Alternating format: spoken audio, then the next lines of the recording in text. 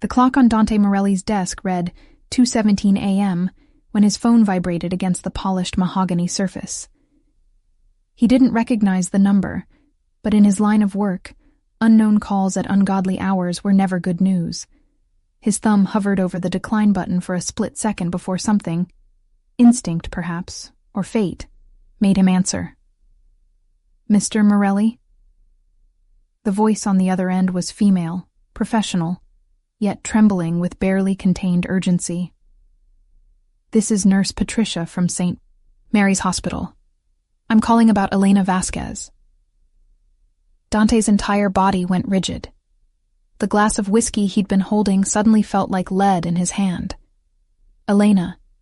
The name alone had the power to dismantle every carefully constructed wall he'd built around himself over 33 years of surviving in the ugliest corners of New York City. What happened? His voice came out harder than he intended, each word a bullet leaving the chamber. "She's been shot, Mr. Morelli. 2 bullets. She's in surgery now, but—" The nurse paused, and Dante could hear the chaos of the emergency room bleeding through the phone, monitors beeping, voices shouting medical jargon, the mechanical whoosh of ventilators.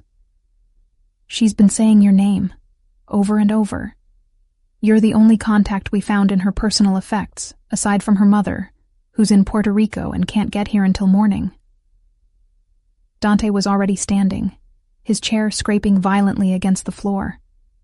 His men, scattered throughout the private club where he'd been conducting business, immediately straightened to attention. Marco, his second in command, moved toward him with questioning eyes. "I'm on my way," Dante said into the phone, his tone brooking no argument. "You keep her alive, whatever it takes. Money is no object. Get the best surgeons in the city. I don't care if you have to drag them out of their beds. Do you understand me?" "Yes, sir. But Mr. Morelli, there's something else you should know. Tell me in person. I'll be there in 10 minutes. He ended the call and looked at Marco. "Clear my schedule. Everything. I don't care if the mayor himself is waiting. Cancel it." "Boss, what's—" "Elena's been shot." The name meant nothing to most of his crew, but Marco had been with Dante long enough to recognize the shift in his boss's demeanor. In all their years together, Marco had never seen Dante Morelli afraid. Angry, yes. Ruthless, certainly. But never afraid. Until now. The drive to St. Mary's Hospital took exactly 8 minutes. Dante's driver, Carlos, broke every traffic law in existence, the black Mercedes weaving through the sparse late-night traffic, like a shark cutting through water. Dante sat in the back seat, his hands clenched into fists, his jaw tight enough to crack teeth. His mind raced through 1,000 scenarios, each more violent than the last. Who would dare? Who would be stupid enough, bold enough, to touch her? Elena Vasquez had entered his life 6 months ago under circumstances that still haunted his dreams. His nephew, Little Marco Jr., named after his second-in-command, had been rushed to St. Mary's with complications from pneumonia that had spiraled into sepsis. The boy was only 4 years old, the child of Dante's sister Maria, and the closest thing Dante had to a son of his own. For 48 hours, the family had maintained a vigil in the pediatric intensive care unit, and it was there that Dante first saw Elena. She'd been working a double shift, her dark hair pulled back in a practical bun, her scrubs adorned with cartoon characters that made the terrified children smile despite their pain. But it was her eyes that arrested him, warm brown depths that seemed to see straight through the expensive suit, the cold demeanor, the reputation that preceded him like a storm cloud. She'd looked at him and seen simply a man terrified of losing someone he loved. "He's going to be okay," she'd told Dante in the hallway outside little Marco's room, her hand briefly touching his arm. It was the first time in years anyone had dared touch him without permission. "I've seen worse cases pull through. Your nephew is a fighter. I can see it in his eyes." "How can you tell?" Dante had asked, desperate for any shred of hope. "Because he has your eyes," Elena had replied with a soft smile. And something tells me you don't know how to lose. She'd been right. Little Marco pulled through, thanks in no small part to Elena's tireless advocacy for additional treatments and her refusal to let the overworked doctors dismiss the child as just another case, when Dante had tried to thank her with a donation. A check with more zeros than most people saw in their lifetime. She'd handed it back to him with a gentle firmness that left him speechless. "Give it to the hospital if you want," she'd said. "But I didn't save your nephew for money. I saved him because that's what I do. That's what we all should do." In that moment, Dante Morelli, a man who'd built an empire on the principle that everything and everyone had a price, encountered someone who couldn't be bought. The realization had been both terrifying and intoxicating. After that, he'd found excuses to return to St. Mary's, anonymous donations that somehow always ended up funding the pediatric wing, new equipment that mysteriously appeared in Elena's unit. He'd even attended a hospital fundraiser, something so far outside his usual sphere that his men had thought he'd lost his mind, but it had given him the chance to see her in a different environment, to watch her laugh with colleagues, to observe the way children lit up when she entered a room. He'd never approached her directly again. He wasn't sure why. Perhaps some buried instinct of self-preservation, or maybe the recognition that someone like Elena Vasquez deserved better than the blood-stained world he inhabited. She was light, and he was darkness, and darkness had no business corrupting light. But now someone had shot her. Someone had dared to touch what he'd silently, impossibly, claimed as his. The Mercedes screeched to a halt outside St. Mary's emergency entrance.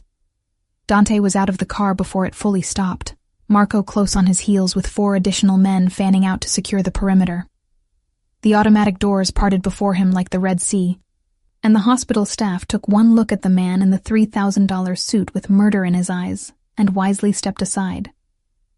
"Where is she?" Dante demanded of the first nurse he encountered. "Sir, you can't just—" "Elena Vasquez, where is she?" The nurse's eyes widened with recognition, not of him personally, but of the type of man he was, the type who made demands, not requests. "Surgery. 3rd floor. But only family." Dante was already moving toward the elevators, his men forming a protective V behind him.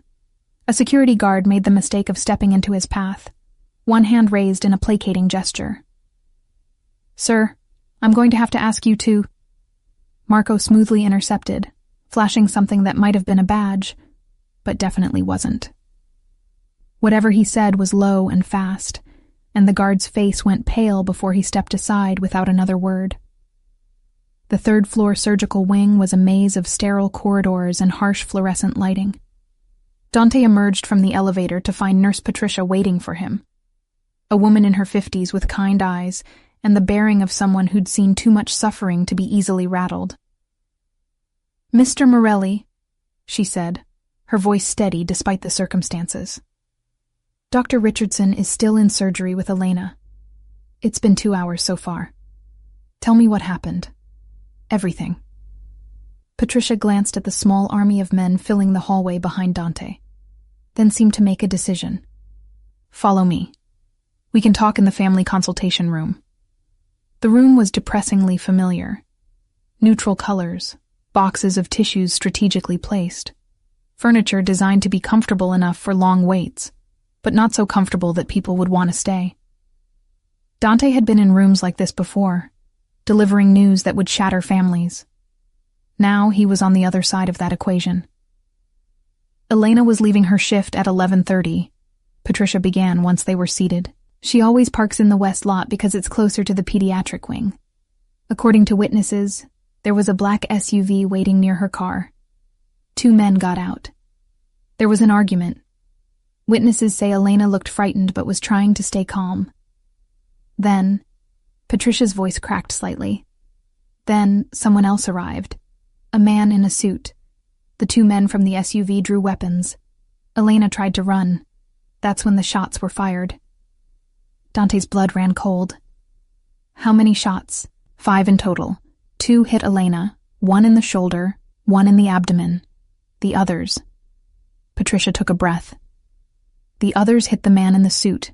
He's in surgery too. Critical condition. Who was he? We don't know yet. No ID on him. But Mr. Morelli, the police think Elena might have witnessed something. They're treating this as a targeted hit, not a random attack. Dante's mind was already racing through possibilities. A targeted hit near St. Mary's Hospital. 2 shooters. A third man who'd apparently tried to intervene, or maybe was the actual target. This had the fingerprints of organization written all over it. But whose organization? The police want to talk to you, Patricia added carefully. They know you have. Connections to Elena. Let them wait, Dante said flatly. His connections to Elena were minimal, peripheral, carefully maintained from a distance. But in his world, even minimal connections could be dangerous. Had someone found out about his interest in her? Was this a message? A challenge? Or worse? Had his presence in her life, however distant, somehow painted a target on her back? The thought made his hands curl into fists so tight his knuckles went white. If that was true, if his darkness had somehow reached out and touched her light, then every single person responsible would learn what true darkness meant. I need to see her the moment she's out of surgery, Dante said, his voice leaving no room for argument. Of course. But Mr. Morelli, you should know. The damage was extensive.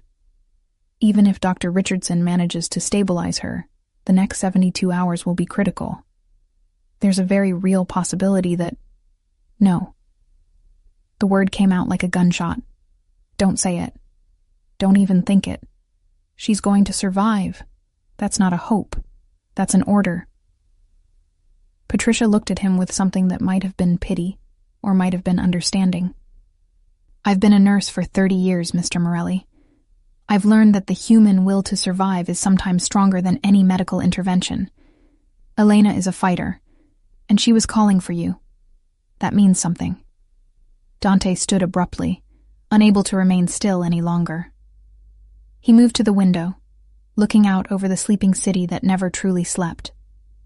Somewhere out there, the men responsible for this were breathing, living, thinking themselves safe. That would change soon. His phone buzzed. A text from Tony, his head of intelligence. Got the security footage from hospital parking lot. Sending now. Dante pulled up the video on his phone, his jaw clenching as he watched the scene unfold in grainy black and white. There was Elena, walking to her car, exhaustion evident in her posture after what had probably been another grueling shift. The black SUV pulling up. 2 men emerging, their faces partially obscured, but their body language spoke of military or professional training. Then the third man, arriving in what looked like a town car, moving quickly toward Elena. The confrontation happened fast. Words exchanged, the sudden draw of weapons. Elena turning to run, the muzzle flashes, Elena falling, the third man taking hits and going down hard. Dante watched it 3 times, memorizing every detail, every movement, every second. Then he forwarded it to Tony with a simple message. Find them. I don't care how.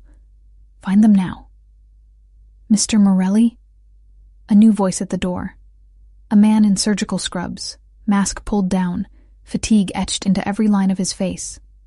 Dr. Richardson. Elena is out of surgery. We've moved her to the ICU. She's stable, but I want her moved, Dante interrupted. To my facility, tonight. Dr. Richardson blinked. Sir, I don't think you understand. She can't be moved. Not in her condition. The next few hours are... I have a private medical facility with equipment that makes this place look like a field hospital, Dante said, his tone brooking no argument. I have surgeons on call 24/7. I have security that can actually protect her. Because whoever did this might try again, doctor. And this hospital, with all due respect, is not equipped to stop them. Doctor. Richardson stared at Dante Morelli as if the man had just suggested performing surgery in the back of a moving vehicle. The doctor's surgical scrubs were still damp with perspiration from the 3-hour operation. his eyes bloodshot from concentration and the harsh fluorescent lights of the operating theater. Behind him, through the ICU doors, machines beeped in rhythm with Elena's struggling heartbeat. "Mr. Morelli," Dr. Richardson began, his voice strained with the kind of patience reserved for dealing with difficult family members. "I understand you're concerned, but moving a patient in Elena's condition would be incredibly risky. She's just come out of major surgery. Her vitals are barely stable.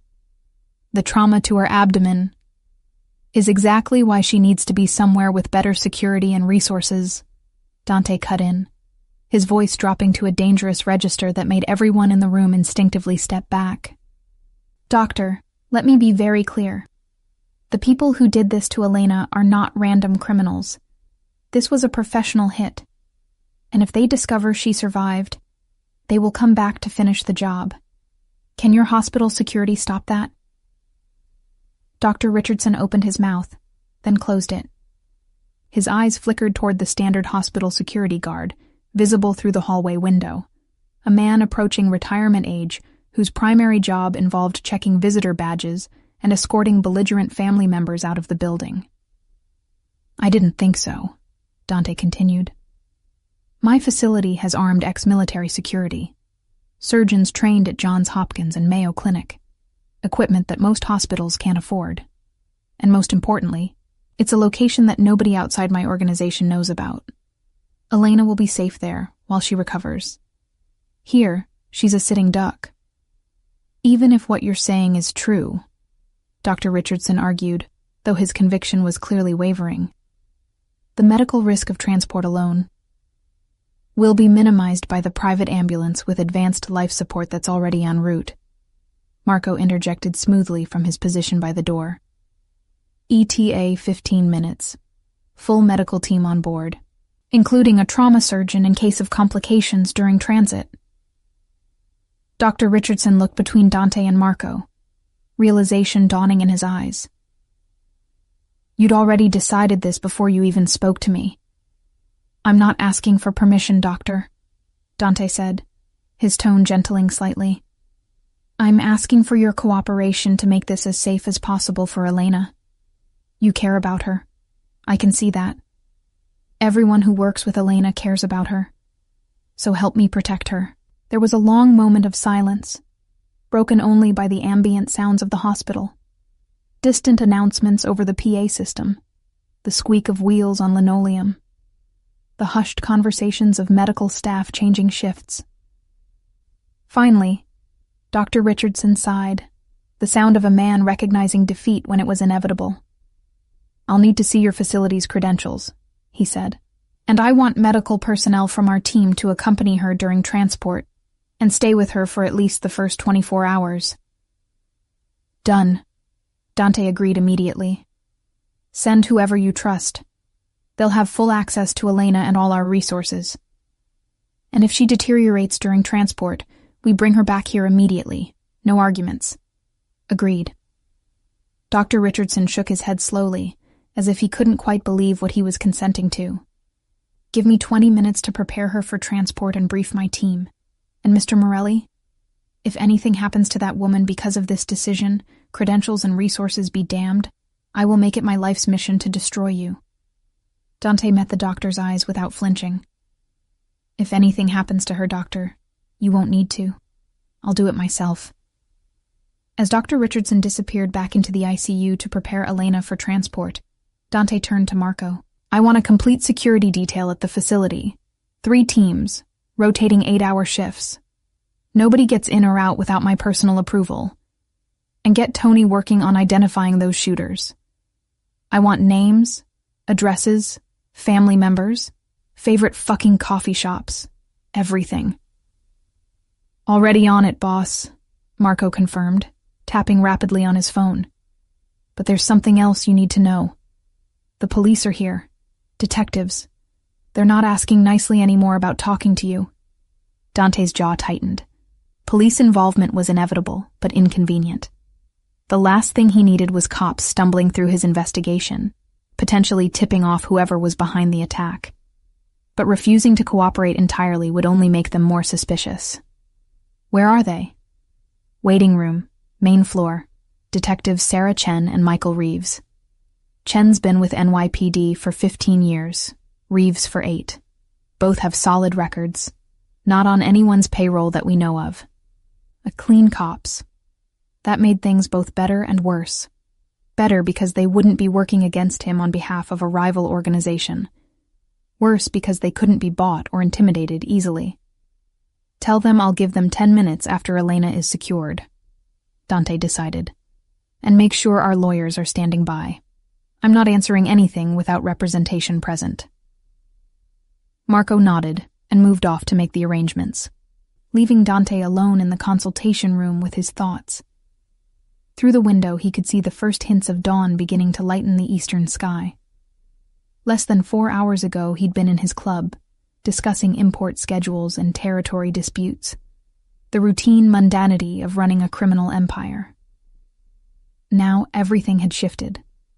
Elena Vasquez was fighting for her life because of violence that had somehow found her in the one place that should have been safe, her workplace, her sanctuary, the hospital where she dedicated herself to saving others.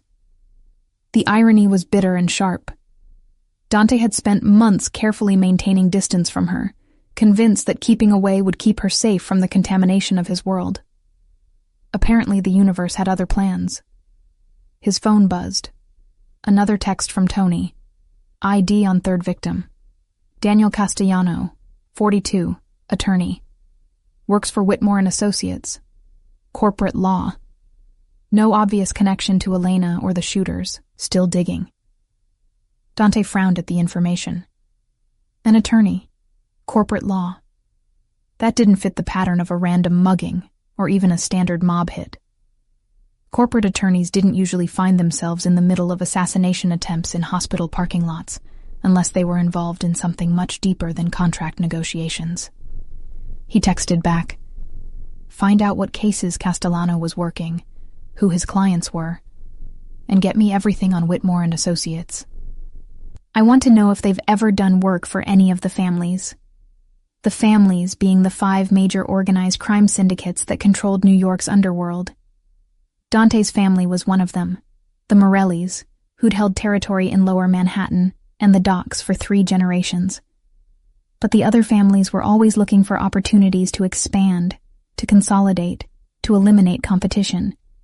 If one of them had made a move that accidentally caught Elena in the crossfire. The thought ignited a cold fury in Dante's chest. It was one thing to wage war against other criminals who'd chosen this life, who knew the risks and played the game accordingly. It was something else entirely to let that violence spill over onto innocents. There were rules, old rules, about keeping civilians out of the business. Those rules existed for a reason, partly practicality, partly the last vestiges of honor in a dishonorable profession. Whoever had violated those rules would learn what happened when you drew Dante Morelli's attention in the worst possible way. "Boss." Marco had returned, slightly out of breath. "Ambulance is here. Dr. Richardson is ready. They're bringing Elena down now." Dante stood immediately, straightening his jacket. "I want to see her before they transport her." "I need to see her, Marco." There was something in Dante's voice that made his second-in-command simply nod and lead the way back to the ICU. They took the stairs rather than wait for the elevator, Dante taking them 2 at a time despite his dress shoes. By the time they reached the 3rd floor, a small convoy was already assembling. Dr. Richardson, 2 nurses, Elena on a gurney surrounded by monitoring equipment, and Dante's private medical team in matching dark blue uniforms that looked more like tactical gear than traditional paramedic attire. Dante approached the gurney slowly, as if sudden movement might shatter something precious. Elena looked impossibly small under the white hospital blankets, her face pale except for the oxygen mask covering her nose and mouth. Her dark hair had come loose from its usual bun, spreading across the pillow in tangled waves. Tubes and wires connected her to various machines, each monitoring a different aspect of her struggle to stay alive. But even unconscious, even broken, there was something inherently resilient about her. The set of her jaw, perhaps, or the way her hands rested at her sides. Not limp in defeat, but merely resting, gathering strength for the next fight. "She's a fighter," Dr. Richardson said, quietly, coming to stand beside Dante. "Stronger than she looks. The damage was extensive, but she held on through surgery even when—" He trailed off, but Dante understood what he wasn't saying, even when we didn't think she would. "How long until she wakes up?" "Hard to say. Could be hours, could be days. We've induced a medical coma to give her body time to heal. When we try to bring her out of it, depends on how well she responds to treatment." Dante reached out, his hand hovering over Elena's for a moment, before he allowed himself to gently touch her fingers. They were cool but not cold, still living, still fighting. "You're going to be okay," he whispered, though he knew she couldn't hear him. "I promise you, Elena, you're going to be okay." He wanted to say more, wanted to tell her that he was sorry, that somehow his world had reached out and hurt her, despite all his efforts to keep her separate from it. Wanted to tell her that he was going to find everyone responsible and make them regret ever being born. Wanted to tell her that somewhere in the past 6 months, she'd become something he didn't have words for, something important enough that her pain felt like his own. But he said none of those things. Instead, he simply held her cool hand for another moment, before stepping back and nodding to the medical team. "Let's move." The transfer happened with military precision. Dante's team had clearly done this before, moving high-value targets who couldn't use traditional medical facilities. The private ambulance waiting at the emergency bay entrance was a Mercedes Sprinter customized with more medical equipment than some rural hospitals possessed. Dr. Richardson and Nurse Patricia climbed in alongside Elena, their professional skepticism visibly shifting to surprise as they took in the setup. "This is impressive," Dr. Richardson admitted grudgingly. "I've seen hospital ICU transports with less capability." "I told you," Dante said from where he stood outside the ambulance doors. "Money is no object when it comes to Elena's care. Whatever she needs, whoever needs to be hired, whatever equipment needs to be purchased, make it happen. I'll follow in my car." As the ambulance doors closed and the vehicle pulled away with a police escort that Marco had somehow arranged, Dante felt the weight of the past few hours finally settling on his shoulders. He was exhausted but knew sleep wouldn't come even if he tried. There was too much to do, too many pieces to move into position. "The detectives are getting restless," Marco said, appearing at his elbow. "And the sun's coming up. If we're going to talk to them, we should do it now before they decide to make this difficult." Dante glanced at his watch. 5:47 a.m. In another life, he might have been waking up now, preparing for a day of legitimate business. Coffee, shower, reviewing the morning news. Instead, he was covered in the sterile smell of hospitals, running on adrenaline and rage, about to talk to police about a shooting he had nothing to do with but everything to gain from solving. "Get the lawyers on a conference call," he instructed, "and make sure they understand. I'm cooperating fully with this investigation. I want whoever hurt Elena found and prosecuted." He paused, a cold smile touching his lips. "Well, found at least. What happens after that depends on how quickly the police move." Marco understood immediately. If the police found the shooters first, there would be arrests, trials, the slow machinery of justice. If Dante found them first, well, there would still be justice, just a different, faster kind. They made their way to the main floor waiting room where Detectives Chen and Reeves had been cooling their heels for the better part of an hour. Chen was a compact Asian woman in her 40s with sharp eyes and sharper instincts, her dark hair pulled back in a no-nonsense ponytail. Reeves was taller, broad-shouldered, with the kind of tired look that came from too many years seeing humanity at its worst. Both detectives stood as Dante entered, their body language professional but wary. They knew who he was. Everyone in law enforcement knew the Morelli name, even if they couldn't prove half the things they suspected. "Mr. Morelli," Chen began, her tone carefully neutral. Thank you for agreeing to speak with us. I'm Detective Chen. This is Detective Reeves. We'd like to ask you some questions about Elena Vasquez and the shooting that occurred in the hospital parking lot last night. Of course, Detective, Dante replied smoothly, gesturing to the chairs, though I should tell you up front, I wasn't present during the incident, and I'm not sure how much help I can be. Let's start with your relationship to Ms. Vasquez, Reeves said, pulling out a notebook. Hospital staff say you've been a regular visitor here over the past few months. Anonymous donations, equipment purchases, attendance at fundraisers. That's a significant investment for someone who claims to barely know the victim. I wouldn't say I barely know her, Dante corrected. Elena saved my nephew's life 6 months ago. I'm grateful. The donations were my way of showing that gratitude to the hospital and the pediatric unit where she works. Nothing more complicated than that. Chen leaned forward slightly. And yet when she was shot, you were called. Her phone had you listed as an emergency contact under the name Dante. Not Mr. Morelli or Marco's uncle or anything that would indicate a distant professional relationship.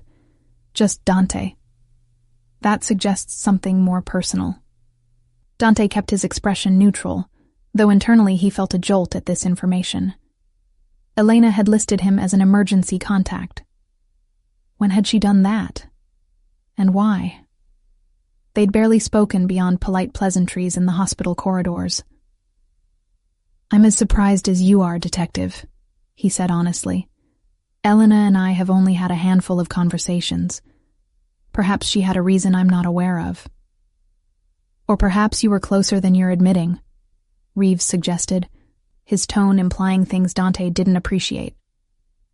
Before Dante could respond to the implication in Detective Reeves's tone, his lawyer arrived. Catherine Walsh, senior partner at Walsh & Bingham, a woman whose reputation for aggressive defense made prosecutors wince and judges groan. She swept into the waiting room like a force of nature wrapped in a charcoal pantsuit, her silver hair perfectly styled despite the early hour.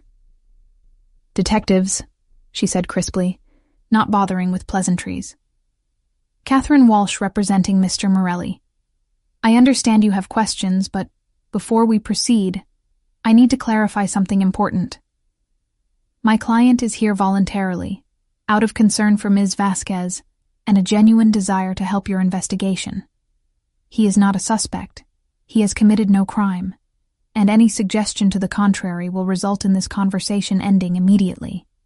Are we clear? Detective Chen's expression didn't change, but Dante caught the slight tightening around her eyes. Nobody liked being managed by expensive lawyers, but Chen was professional enough to recognize the game. Crystal clear, Ms. Walsh. We simply want to understand Mr. Morelli's connection to the victim, and whether he might have any information that could help us identify the shooters. Then let's proceed on that basis, Catherine said, settling into a chair and nodding at Dante to continue. As I was saying, Dante resumed, Elena and I are not close in the way your question implied, Detective Reeves, but I have tremendous respect for her. She's dedicated, compassionate, and exceptionally good at what she does.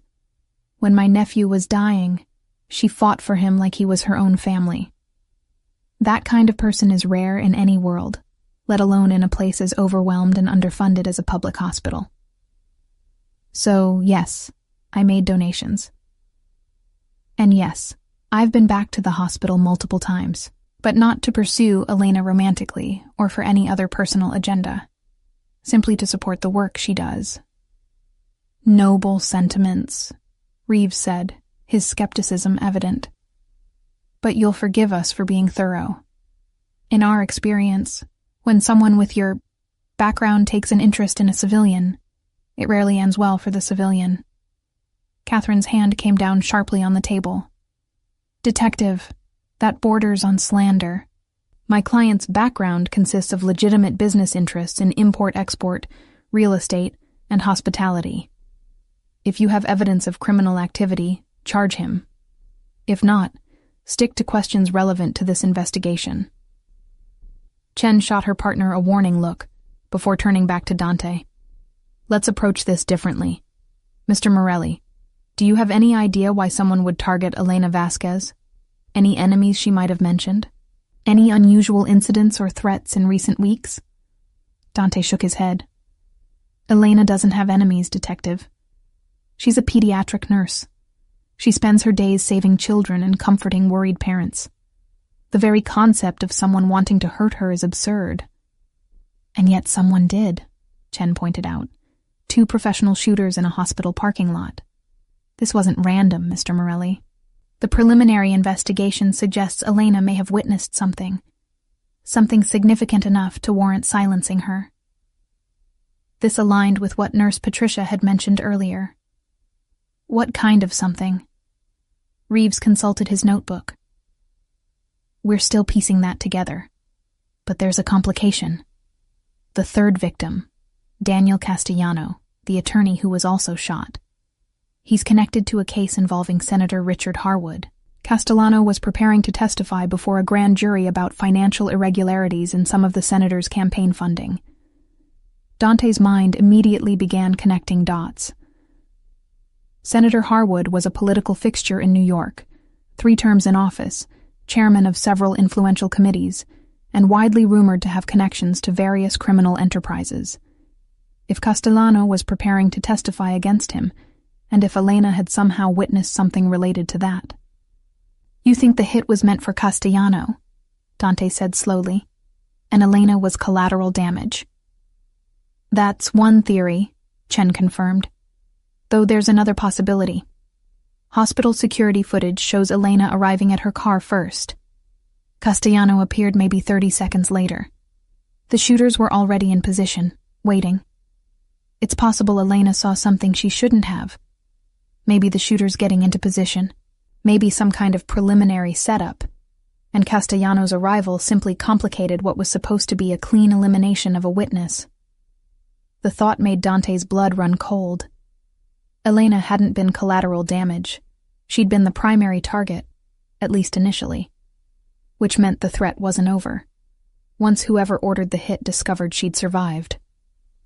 Detective, Dante said carefully, I need to ask you something, and I need you to answer honestly. How secure is your investigation? Are you confident that information about Elena's condition won't leak to whoever ordered this hit? Chen and Reeves exchanged glances. We're keeping details close, Chen said. But in a hospital setting with dozens of staff, complete information control is impossible. Why? Because if I were the person who ordered this, and I found out my target survived, I'd try again, immediately, before she can wake up and identify the shooters or testify about what she saw. Your facility, Reeves said, understanding dawning in his eyes. That's why you moved her. You're not just providing better medical care. You're hiding her. I'm protecting her, Dante corrected. There's a difference. And before you object on legal grounds, Elena is not a prisoner. She's a patient receiving world-class medical treatment in a secure location. The moment she wakes up and wants to leave, she's free to do so. But until then, I'm making damn sure nobody gets a second chance at killing her. Catherine placed a restraining hand on Dante's arm, a silent reminder to be careful about what he said. But for once, Dante didn't care about legal exposure. The police needed to understand the stakes. Detectives? Catherine interjected smoothly.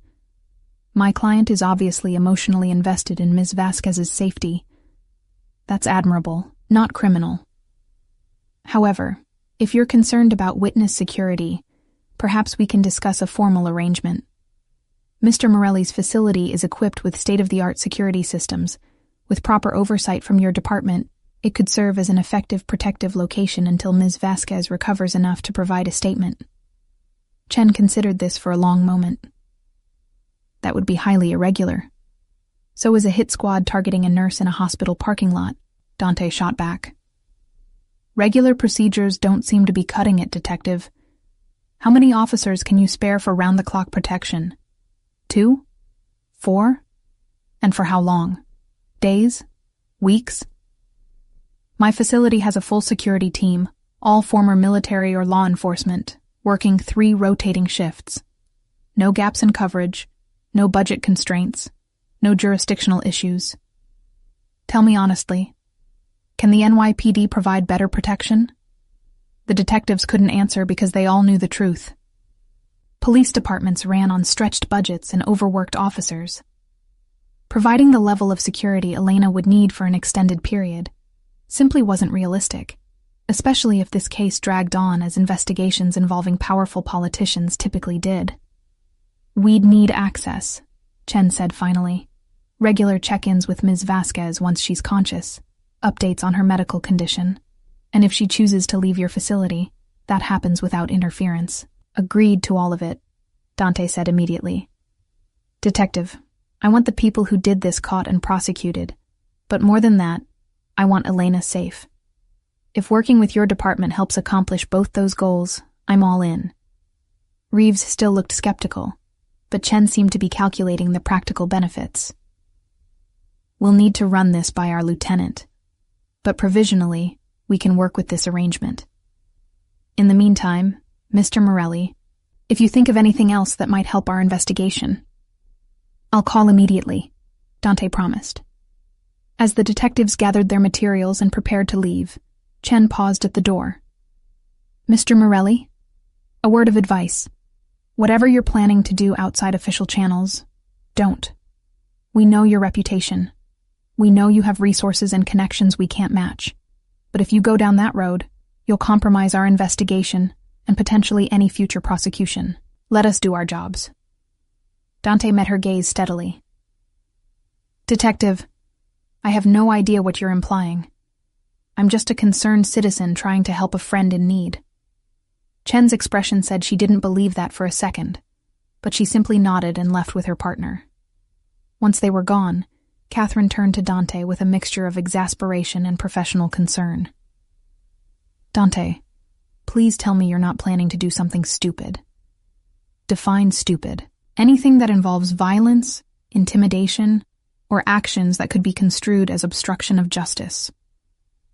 Dante stood, adjusting his jacket. Catherine, you've been my lawyer for 12 years. Have I ever done anything you'd consider stupid? Yes, frequently, which is why you keep me on retainer. Despite everything, Dante felt a faint smile touch his lips. Fair point, but in this case, I promise I'll be careful. Elena's safety is the priority. Everything else is secondary. See that it stays that way, Catherine said, though her tone suggested she knew she was fighting a losing battle. And Dante? The fact that she listed you as an emergency contact, that matters, whether you want to admit it or not. After Catherine left, Dante stood alone in the waiting room as dawn fully broke outside the windows, painting the city in shades of gold and amber. His phone buzzed continuously with updates. Marco confirming Elena's arrival at the facility, Tony sending preliminary reports on the shooters' identities, various underbosses checking in about the disruption to normal business operations. But Dante ignored all of it for a moment, focusing instead on the strange feeling in his chest. He'd built his life on control, controlling situations, people, outcomes. He'd learned early that emotion was weakness, that attachment made you vulnerable, that caring about anything too much gave your enemies leverage. Elena Vasquez had somehow slipped past every defense he'd constructed, becoming important to him without his permission or conscious awareness. And now she was fighting for her life because the violence he'd spent years containing had spilled over onto her anyway. The rational part of his brain knew this wasn't his fault. Elena had been caught up in something involving a corrupt senator and a whistle-blowing attorney. Nothing to do with Dante's world at all. But the irrational part, the part that had listed her in his phone under just her first name, that had made anonymous donations so he'd have excuses to visit the hospital, that had spent 6 months carefully not acknowledging how much he looked forward to catching glimpses of her in the hallways. That part knew differently. His world and her world had collided, and she'd been the one to pay the price. He pulled out his phone and called Tony. Tell me you have something. Working on it, boss, Tony replied, the sound of rapid typing audible in the background. The hospital security footage gave us partial plates on the SUV, running it through our systems now. Also made some progress on Castellano, the attorney. Guy was deep into the senator's finances. We're talking money laundering, shell companies, connections to the Bratva. The Bratva, the Russian mob. Dante's jaw clenched. If Russian organized crime was involved, this situation had just gotten exponentially more complicated. The Russians played by different rules, had different codes, and generally gave less of a damn about traditional boundaries between criminal business and civilian life. "Keep digging," Dante ordered. "I want to know every person involved in this, from the shooters on the ground to whoever gave the order. And Tony? I want to know who the senator uses for his dirty work. Which crews, which fixers, which corrupt cops. Everything." "On it, boss. But Dante? If we go after the Russians, even to defend our own, that's going to start a war. You sure you want to light that fuse?" Dante thought about Elena lying unconscious in a hospital bed, her life hanging by a thread because she'd been in the wrong place at the wrong time. Thought about her calling his name even as she fought for survival. Thought about the fact that she'd trusted him enough to list him as an emergency contact, even though he'd never given her reason to. "If that's what it takes," he said coldly, "then we go to war. But Tony, this one is personal. Spread the word through the organization. Elena Vasquez is under Morelli protection now. Anyone who touches her, threatens her, or even looks at her wrong answers directly to me. And make sure that message reaches our Russian friends too. They need to understand what happens when they mistake a nurse for acceptable collateral." "Understood, boss. I'll put out the word." As Dante ended the call and headed toward the exit where his car waited, he made himself a promise. Elena had saved his nephew's life once. Now he would save hers, no matter what it cost him. And once she was safe, once she'd recovered, he'd do something he should have done months ago. He'd tell her the truth about who he was, not the sanitized version he presented to the public, not the businessman facade he wore like armor. The real truth. What he did, the blood on his hands, the darkness he'd chosen to inhabit. And then he'd walk away, because someone like Elena deserved better than what his world could offer. But first, he had some Russians to find. The Morelli private medical facility occupied 3 floors of what had once been a boutique hotel in Tribeca. From the outside, it looked like any other renovated historical building in the neighborhood. Elegant brick facade, carefully restored period details, the kind of place that would house expensive lofts or a trendy tech startup. Nothing about it suggested the state-of-the-art medical center hidden inside, complete with operating rooms, ICU beds, and equipment that rivaled the best hospitals in Manhattan. Dante arrived 40 minutes after Elena's ambulance, having stopped at his apartment to shower and change.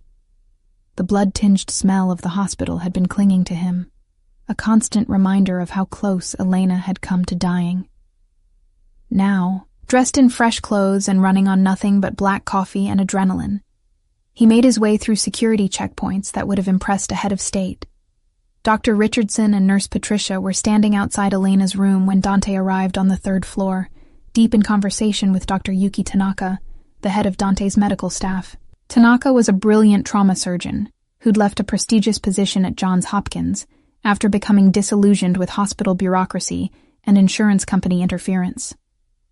Dante paid her 3 times what she'd made at Hopkins and gave her complete autonomy in medical decisions, an arrangement that had saved more than a few lives over the years, though rarely under circumstances this personal. "Mr. Morelli," Dr. Tanaka greeted him, her expression professionally neutral. "I've been reviewing Ms. Vasquez's case with Dr. Richardson. The surgery was excellent work, and the transport went smoothly. She's stable. All vitals are within acceptable ranges considering the trauma. I'm optimistic about her recovery, though the next 48 hours remain critical. Can I see her? Of course. But I should warn you, she's still in a medically induced coma. She won't be able to hear you or respond." Dante nodded and moved toward the door, then paused. "Dr. Richardson, Nurse Patricia, thank you for saving her life and for trusting me enough to allow this transfer." I know it wasn't an easy decision." Dr. Richardson studied him for a long moment, as if trying to reconcile the dangerous man he'd heard about with the one standing before him, clearly exhausted and worried about a patient. "She matters to you," he finally said. "That much is obvious. Just make sure you're protecting her for the right reasons, Mr. Morelli. Elena deserves that." "She deserves a lot more than what my world can offer," Dante replied quietly. "But protection is something I can actually provide." Inside the room, Elena looked even more fragile than she had at St. Mary's, perhaps because the clinical efficiency of Dante's facility somehow emphasized her vulnerability. She was connected to fewer machines here. Dr. Tanaka ran a tighter operation with better technology, but the effect was still jarring. This woman who'd seemed so capable and strong when she was working, who'd faced down Dante's intimidating presence with calm professionalism, was now utterly dependent on machines and medications to keep her alive. Dante pulled a chair close to the bed and sat down, careful not to disturb any of the medical equipment. Her hand was resting on top of the blanket, and after a moment's hesitation, he took it gently in his own. Her skin was warmer than it had been at the hospital, which he took as a good sign. "I don't know if you can hear me," he said softly, aware of how foolish talking to an unconscious person should feel, but finding he didn't care. "The doctors say probably not, that you're too deep under right now. But just in case, I wanted you to know you're safe. You're going to recover. And whoever did this to you, Elena, they're going to pay for it. I promise you that." He sat there for what might have been minutes or hours, time losing its usual meaning in the quiet of the room. His phone buzzed periodically with updates from his organization, but he ignored it. For once, the business of running a criminal empire could wait. A soft knock at the door announced Marco's arrival. "Boss, sorry to interrupt, but Tony's got something. He's downstairs in the conference room, says it's urgent." Reluctantly, Dante released Elena's hand and stood. He leaned down, surprising himself by pressing a gentle kiss to her forehead. "I'll be back," he whispered. "I promise." The facility's conference room was on the ground floor, a windowless space designed for privacy and security. Tony was already there, his laptop open on the table, surrounded by printed photographs and documents. He looked like he hadn't slept, his usual neat appearance disheveled, his eyes red from staring at screens. "Please tell me you have good news," Dante said, closing the door behind him. "Good and bad," Tony replied. "Good news first. I identified the shooters. Alexei Volkov and Dmitry Sokolov, both former Spetsnaz, both working as enforcers for the Kozlov Bratva. They're not subtle operators. Their specialty is intimidation and wet work, not surgical hits. Which explains why everything went sideways when Castellano showed up. They were sent to kill a nurse, not handle a complication." Dante studied the photographs Tony had pulled up. Two hard-faced men in their 30s, the kind of people who looked dangerous even in casual settings. "Where are they now?" "That's the bad news. Volkov's dead. Killed in what looks like a professional cleanup about 3 hours after the hospital shooting. Single bullet to the back of the head, execution style. Body was found in a warehouse in Red Hook. Sokolov's gone to ground. We're working on finding him, but he's smart enough to know he's next on the chopping block." Dante absorbed this information, his mind racing through implications. Someone's cleaning house, eliminating loose ends. Exactly. And there's more. Tony pulled up another file on his laptop. "I dug into Senator Harwood's connections like you asked. Turns out he's been taking money from Viktor Kozlov's operation for years. Campaign contributions laundered through legitimate businesses, personal favors, protection from investigations.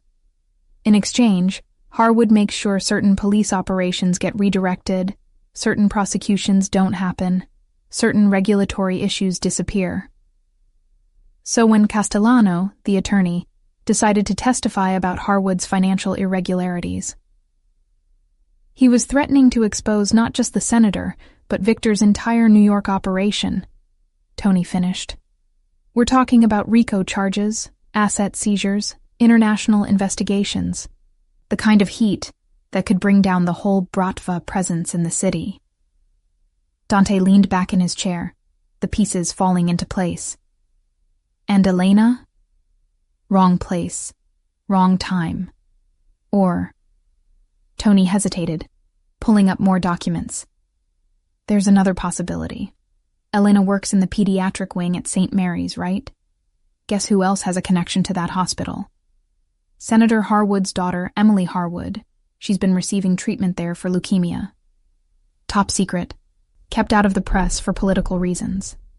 Elena would have had access to patient records, might have seen something, noticed something that connected the senator to Victor's operation. You're suggesting Elena was targeted because she might have been a potential witness, even if she didn't know she was one. I'm saying Victor doesn't leave loose ends. If there was even a chance Elena had seen something that could tie back to the senator, who ties back to the Bratva, Tony shrugged, they'd eliminate the threat. Dante felt his rage crystallizing into something cold and focused. Elena had been marked for death not because of anything she'd done, but simply because she existed in proximity to powerful people's secrets. The randomness of it, the casual cruelty, made his hands curl into fists. Find Sokolov, he ordered. I don't care what it costs or what you have to do. I want him alive. He's going to tell me everything about who gave the order, how the operation was supposed to go down, and what they planned to do if Elena survived. Everything. And then? And then he's going to disappear, permanently. But not before I make sure Viktor Kozlov understands what happens when you mistake a Morelli's people for acceptable targets. Tony nodded and began packing up his materials. Boss, one more thing. The cops are still investigating, which means we need to be careful. If we move too overtly against the Bratva, even in retaliation, it could blow back on us. Detective Chen seems smart. She's going to notice if Russians start disappearing or turning up dead. Let her notice, Dante said coldly, but make sure nothing leads back to us directly. I want this handled cleanly. And Tony, put out feelers with the other families. I want them to know what happened and that we're responding. If Victor has any sense of self-preservation, he'll offer compensation and cooperation. If he doesn't, Dante let the threat hang in the air. The next 2 days were a masterclass in controlled violence and strategic pressure. Dante divided his time between Elena's bedside and the systematic dismantling of Viktor Kozlov's operation in New York. It started small, a few key Bratva enforcers finding themselves arrested on outstanding warrants that suddenly became police priorities. Several profitable operations getting raided by cops who'd received anonymous tips about illegal activities. Nothing that could be traced directly to Dante, but the message was clear. The Morellis were applying pressure. Meanwhile, Dante's people worked the streets, following up leads on Sokolov's whereabouts. The missing shooter had gone deep underground, but even the best hiding places eventually revealed themselves to someone with enough resources and motivation. It was Marco who finally caught the break, tracking Sokolov through a girlfriend who worked at a Russian nightclub in Brighton Beach. We've got him, Marco reported on the 3rd day after the shooting. Safe house in Coney Island, minimal security. Probably thinks he's beneath our notice with everything else going on. Bring him to me, Dante ordered, alive and able to talk. Beyond that, I don't care what condition he's in. The extraction happened at 3 a.m., quick and professional. Dante's team hit the safe house with overwhelming force, neutralizing the 2 guards before they could even draw weapons. Sokolov tried to run, but made it less than half a block before being tackled and zip-tied. By 4 a.m., he was in one of Dante's warehouses in Red Hook, the same neighborhood where his partner Volkov's body had been found. Dante arrived an hour later, having spent the previous evening reading to Elena. Dr.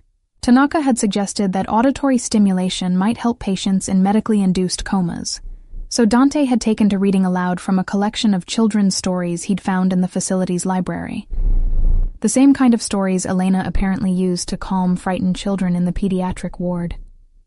He'd felt ridiculous at first, sitting there reading about talking animals and magical forests to an unconscious woman. But there was something cathartic about it, something that kept his mind focused on the future where Elena would wake up and be okay, rather than dwelling on the violence he was about to commit.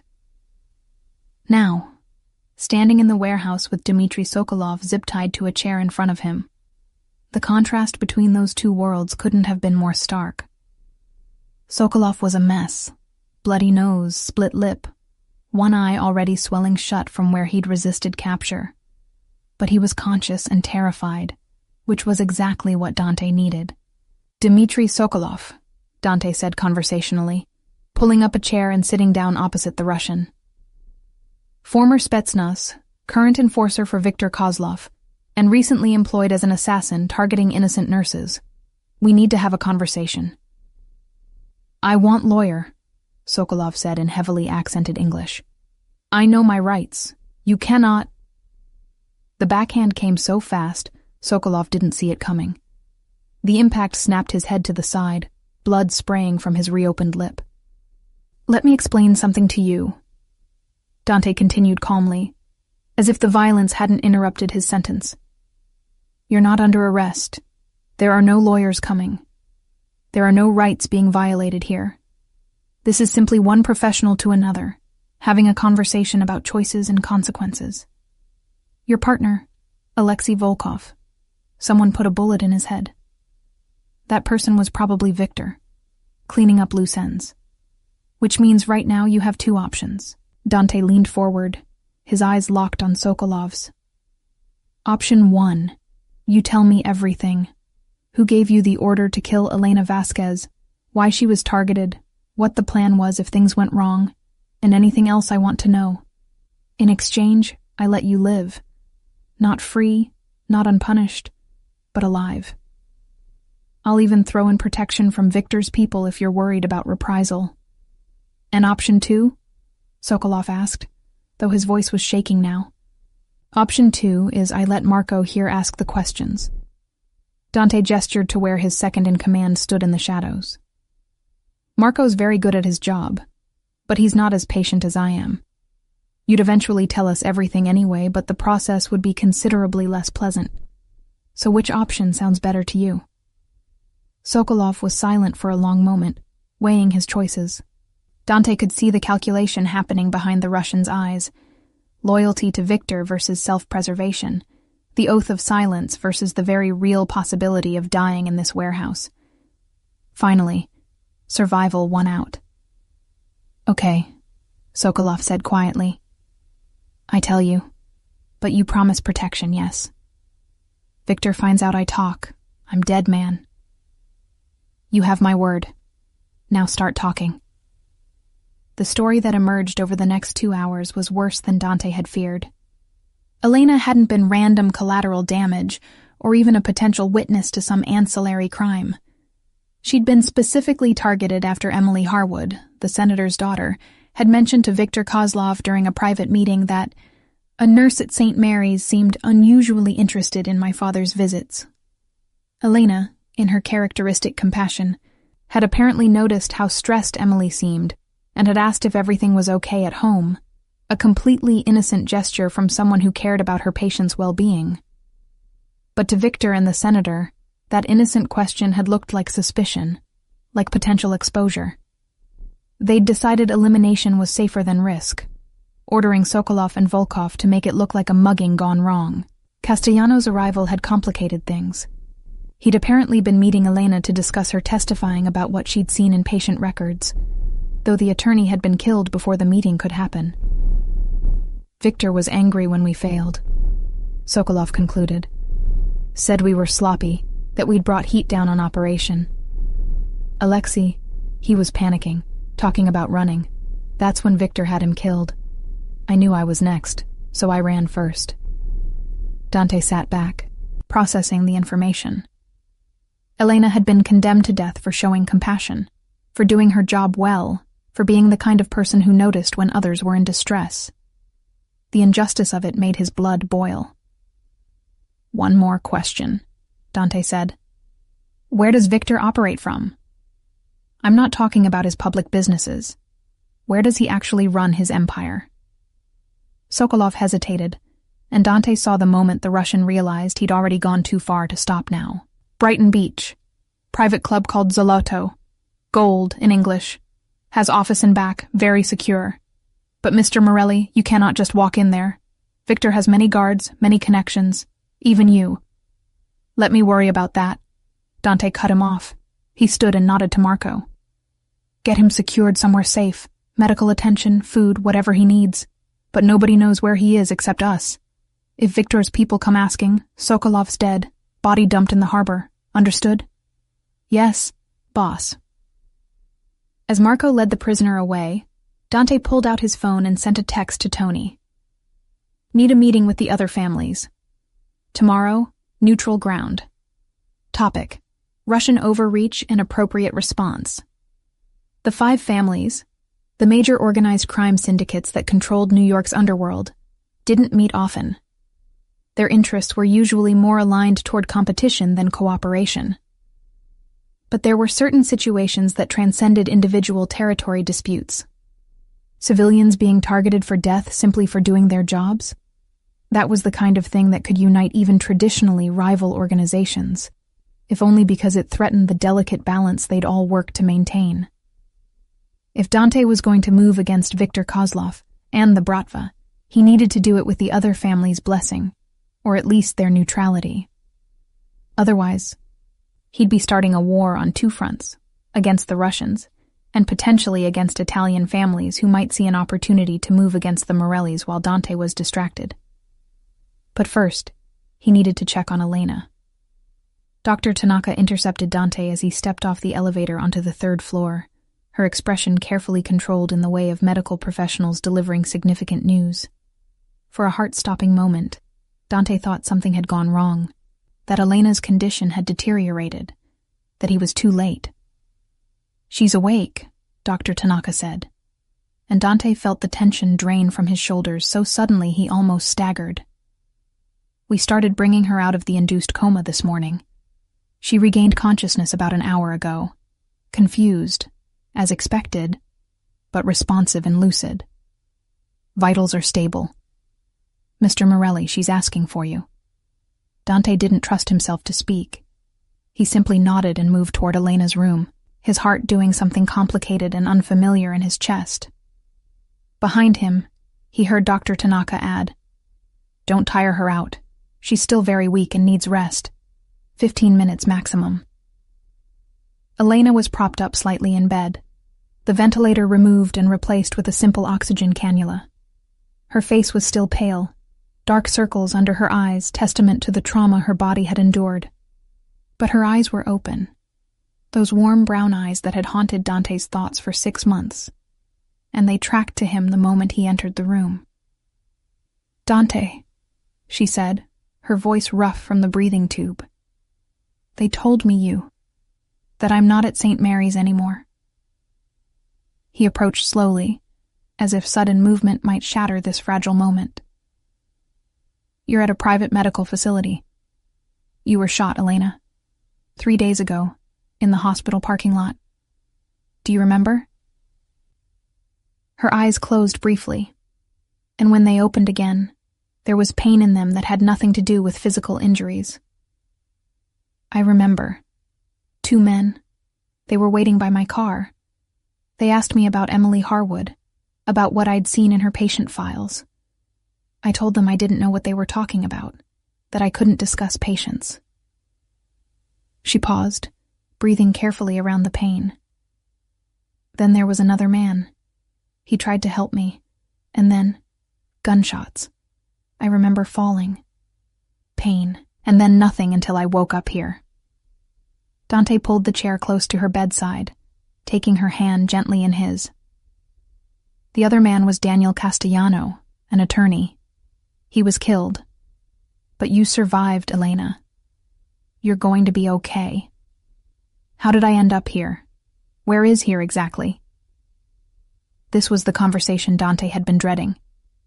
How did he explain without lying, but also without revealing too much? "This is a private medical facility that I own. After the shooting, I had you transferred here where you could receive better security and care. The doctors at St. Mary's agreed it was the safest option. Elena studied his face, and Dante could see her working through the implications. Security, because the men who shot me might try again. They won't get the chance, Dante said firmly. The shooters are no longer a threat. One is dead, the other is in protective custody, and the people who ordered the attack. He paused, choosing his words carefully. Let's just say I've made it very clear what happens to anyone who tries to hurt you. Something shifted in Elena's expression. Not fear exactly, but a kind of wary understanding. Who are you, Dante? Really? Because I don't think you're just a grateful uncle who makes generous donations to hospitals. He'd known this moment would come, had prepared for it, but it was still harder than he'd expected to find the right words. You're right. I'm not. Elena, my full name is Dante Morelli. Does that name mean anything to you?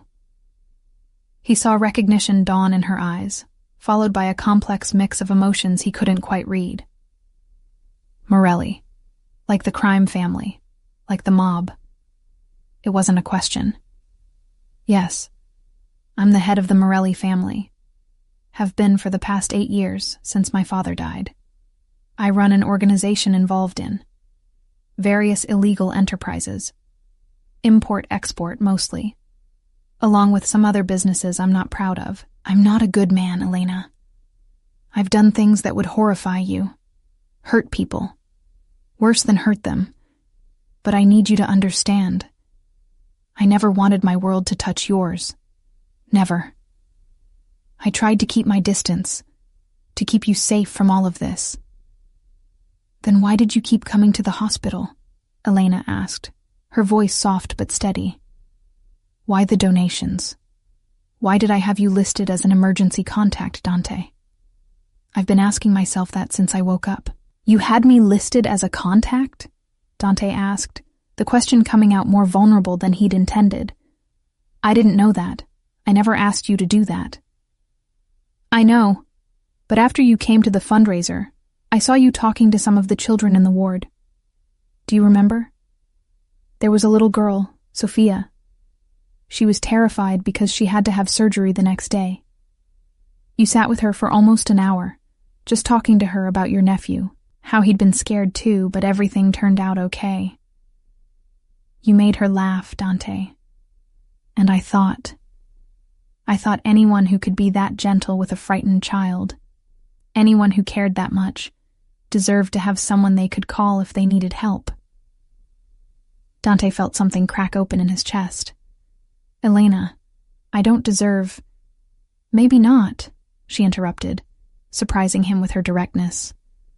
But deserving and needing aren't the same thing. You saved my nephew's life once, and now you've saved mine. Twice, actually. Once by having me moved here, and again by... She trailed off, her eyes searching his face. What did you mean when you said you've made it clear what happens to anyone who tries to hurt me? This was dangerous territory. Dante took a breath and decided on honesty, or as much honesty as he could give without completely horrifying her. The shooting wasn't random. You were targeted by Russian organized crime because they thought you might be a witness to something involving a corrupt senator. Once I understood that, I took steps to make sure they knew you were under my protection, that attacking you again would mean going to war with the Morelli family. Protected me, Elena repeated slowly, by threatening to start a mob war. If necessary, yes. She was quiet for a long moment, her fingers moving slightly against his, where their hands were still joined. The doctors told me I was saying your name, when I was unconscious, fighting to stay alive. They said I kept calling for you. Do you know why that is, Dante? He shook his head, not trusting his voice. Because somewhere in the back of my mind, even unconscious, I knew you would come, Elena said softly. I knew you would make sure I was safe. I've known for months that there was something between us, some connection I couldn't explain. Every time you came to the hospital, I could feel you watching me from across the room, Every anonymous donation that arrived, I knew it was from you. Every time I treated a child, I wondered if you'd hear about it somehow. Elena, let me finish, she said, her grip on his hand tightening despite her weakness. I'm not naive, Dante. I know what you are, what you do, and I know I should be terrified right now, or at least wanting to get as far away from you as possible. But I'm not. Maybe I'm in shock, or maybe the medications are affecting my judgment, or maybe. She paused, her eyes meeting his directly.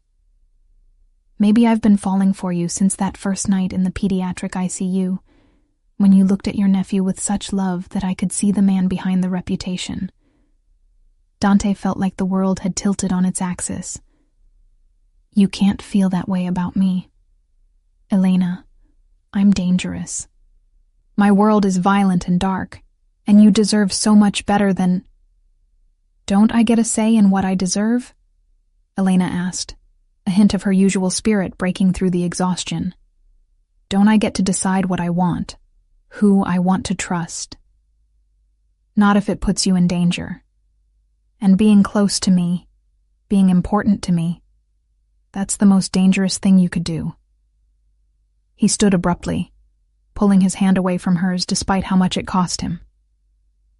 Elena, once you're recovered, I'm going to make sure you're safe.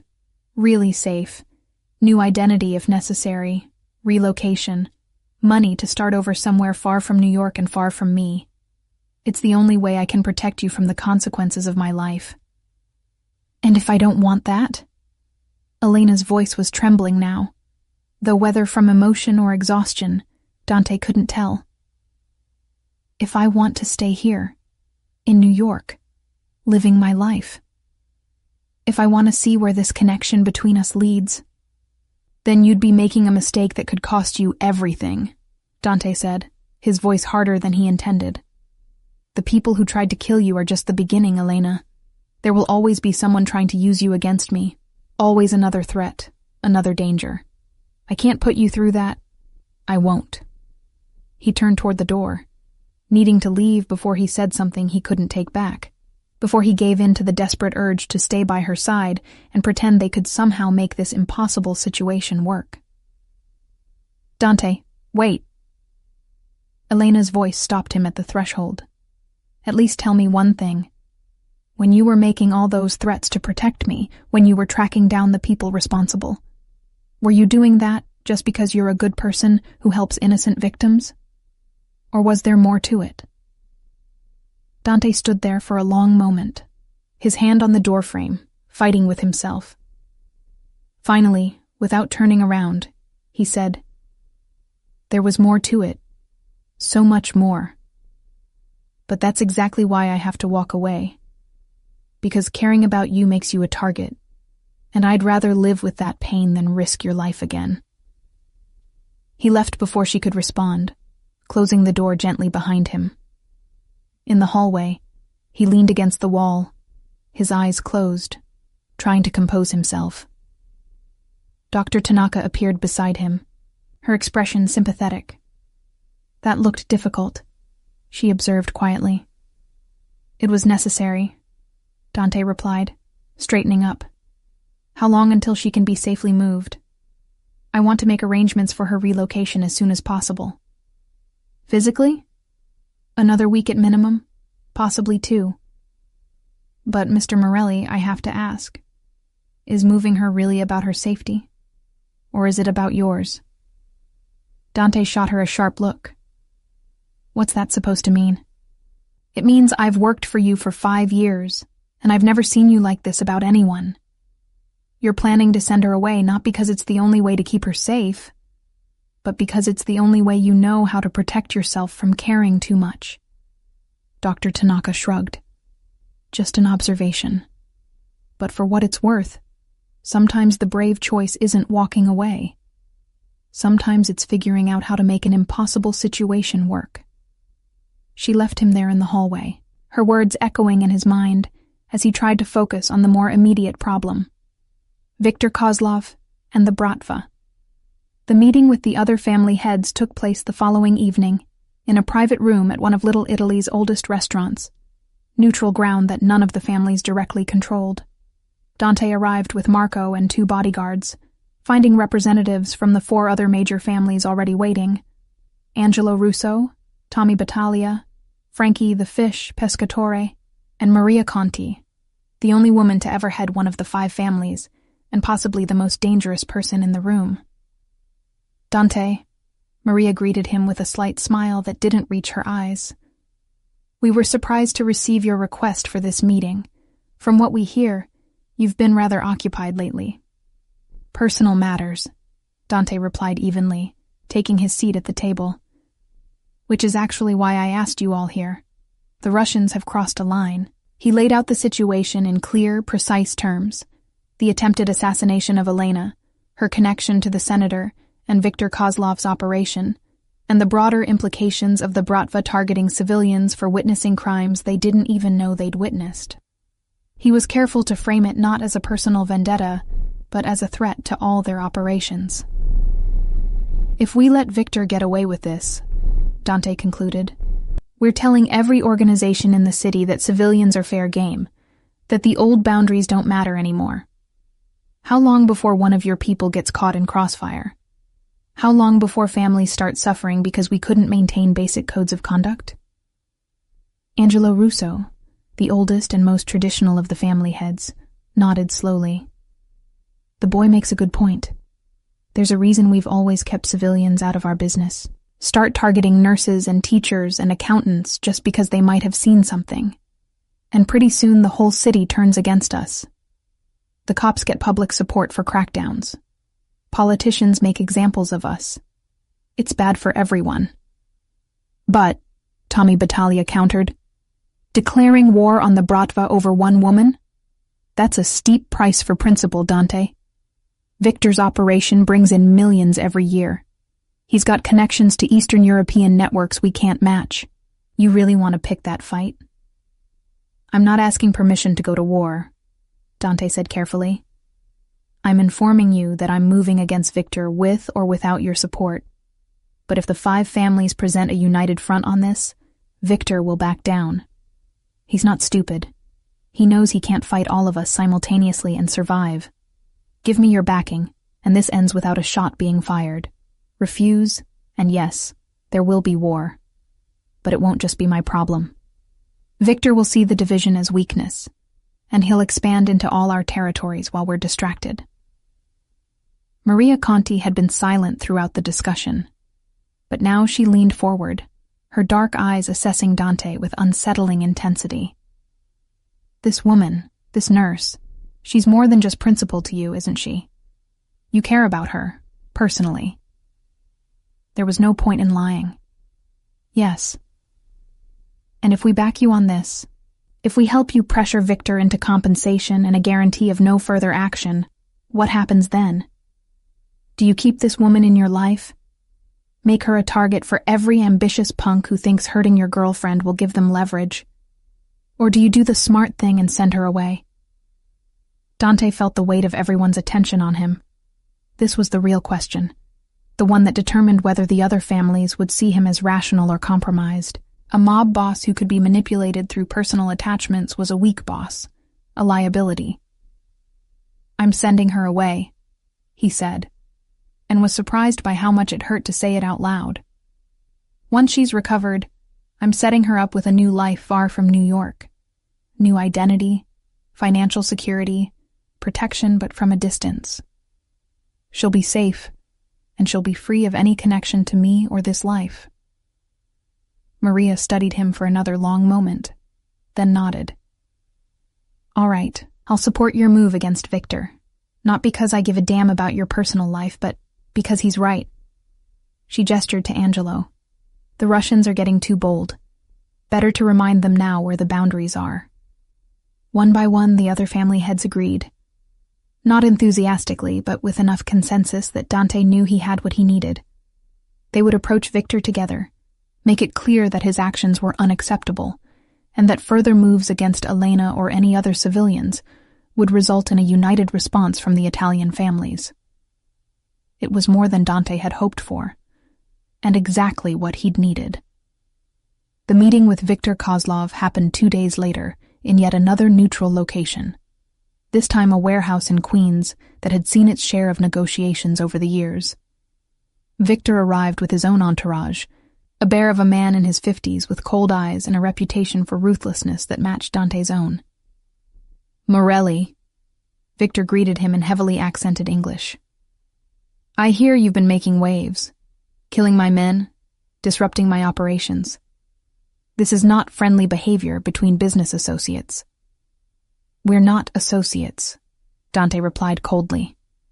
"Associates don't target civilians. Your men tried to kill a nurse, Viktor. An innocent woman whose only crime was being good at her job. That violates every code we operate under." Viktor waved a dismissive hand. "Collateral damage, sometimes unavoidable in our line of work. Not when the collateral is someone under Morelli protection, and not when it brings unnecessary heat down on all of us." Dante leaned forward. "Here's how this is going to work. You're going to make a formal apology to the 5 families for overstepping. You're going to pay compensation, $2 million to be split among various civilian protection funds we'll establish. And you're going to guarantee, on pain of your entire operation being dismantled, that Elena Vasquez and anyone else she cares about are completely off limits. Forever." "And if I refuse?" Viktor asked, though his tone suggested he already knew the answer. "Then the 5 families move against you together. Your operations get shut down, your people get arrested or worse, and your connections back to Moscow won't be able to help you fast enough. You're a smart man, Viktor. Do the math." The silence stretched for a long moment before Viktor finally nodded, his expression sour. "Fine. 2 million formal apology. The woman is untouchable. But Morelli, you should know, this kind of weakness, caring about civilians, it will get you killed someday. Men like us, we don't get happy endings." "Maybe not," Dante agreed. "But at least I'll die knowing I tried to protect something good instead of just destroying it." As he left the warehouse, Dante felt the weight of the past week finally catching up to him. It was done. Elena was safe, truly safe now, protected by agreements that transcended any single family or organization. Viktor would honor the deal because the alternative was his own destruction, and the other families would enforce it because they'd all agreed to it. Now came the hard part, keeping his promise to send Elena away. Elena was sitting up when Dante returned to her room at the facility, color finally returning to her cheeks. 2 weeks had passed since the shooting, and Dr. Tanaka had declared her recovery remarkable, though still requiring another week of monitored care before she'd be medically cleared to leave. Physical therapy had begun, helping Elena regain strength after the extended bed rest. She looked up when Dante entered, and something in her expression told him she'd been expecting him. "You've been avoiding me," she said without preamble. "Dr. Tanaka said you've been checking on my condition but only coming by when I'm asleep or in therapy." Dante couldn't deny it. "I've been handling business, making sure the threat against you is neutralized." "Is it?" Elena asked. "Neutralized?" "Yes, completely. You're safe now, Elena. The people who wanted to hurt you have been dealt with, and I've secured agreements that guarantee your protection going forward. No one from the Russian organization or anyone else will come after you." Relief flickered across her face, but it was quickly replaced by something more guarded. "That's good, thank you. So what happens now?"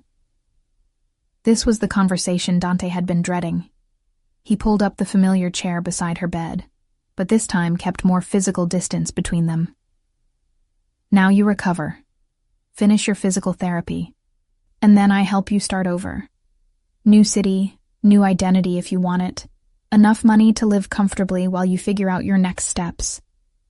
I have people who specialize in this kind of thing. Witness protection, essentially, but better funded and more thorough." "You're sending me away."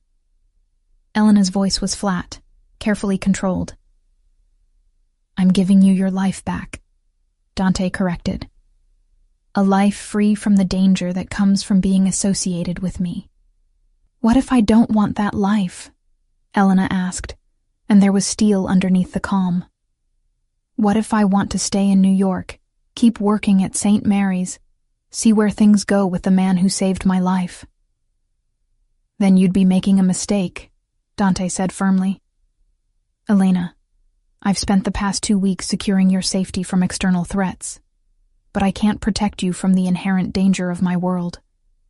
There will always be another rival organization, another political situation, another complication that could put you in the crossfire.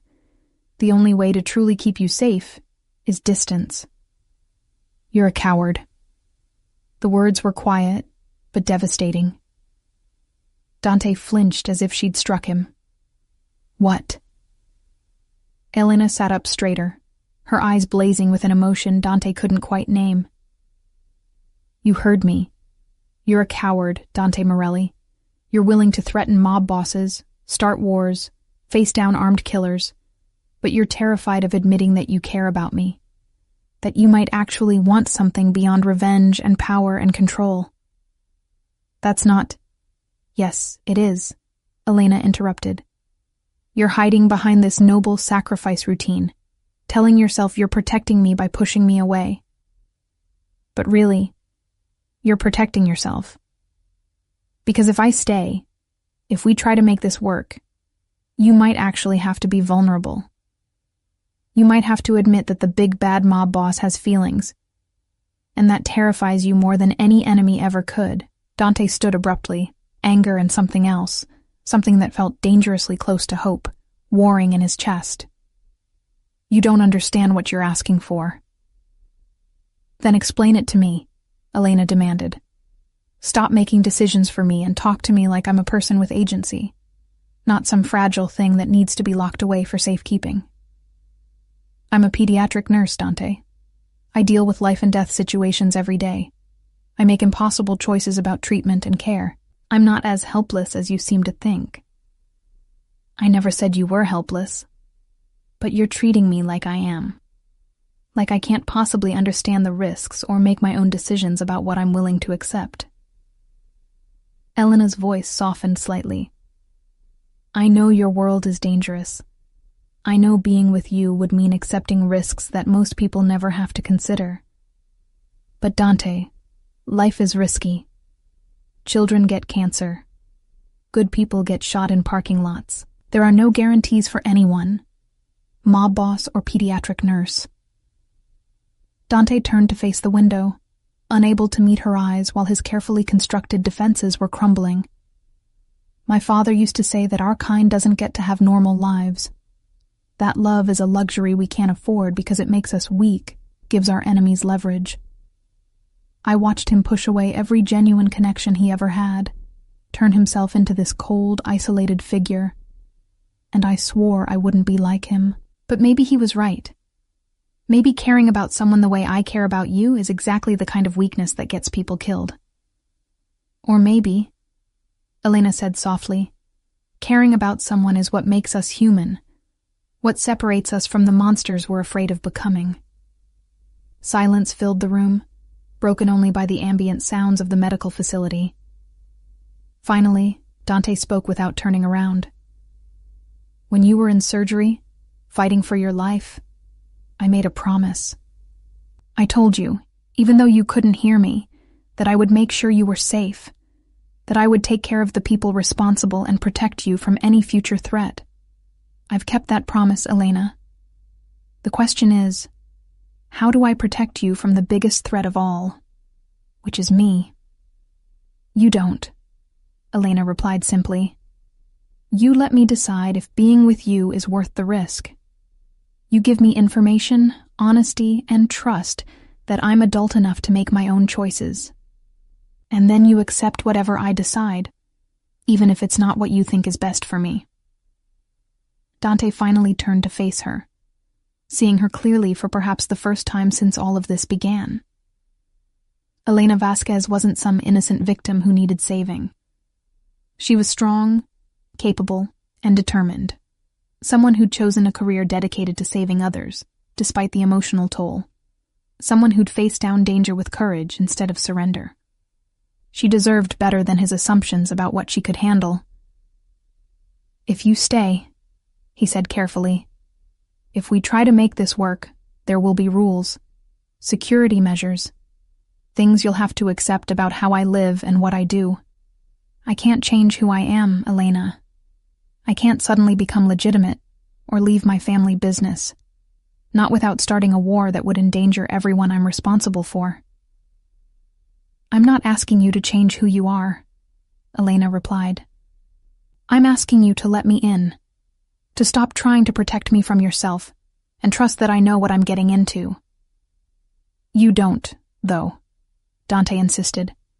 "You can't possibly understand what it means to be involved with someone like me. The surveillance, the threats, the constant awareness that someone might try to use you as leverage, the knowledge that people I've hurt might seek revenge through you. That's not a life, Elena.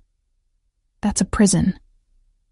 And yet you live it every day," Elena pointed out. "Your sister lives it, your nephew, everyone in your organization. If they can find meaning and connection despite those risks, why can't I?" "Because I couldn't survive losing you," Dante thought but didn't say. "Because you've become the thing I care about most.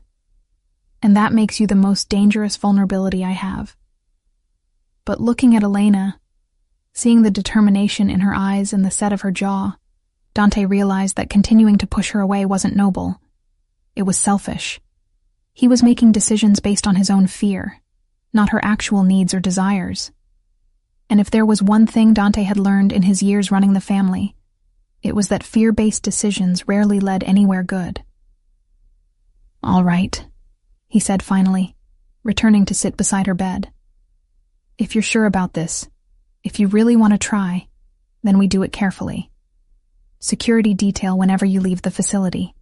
Background checks on anyone new in your life. Regular sweeps of your apartment for bugs or tracking devices. You'll hate it, Elena. It'll feel invasive and paranoid and exhausting."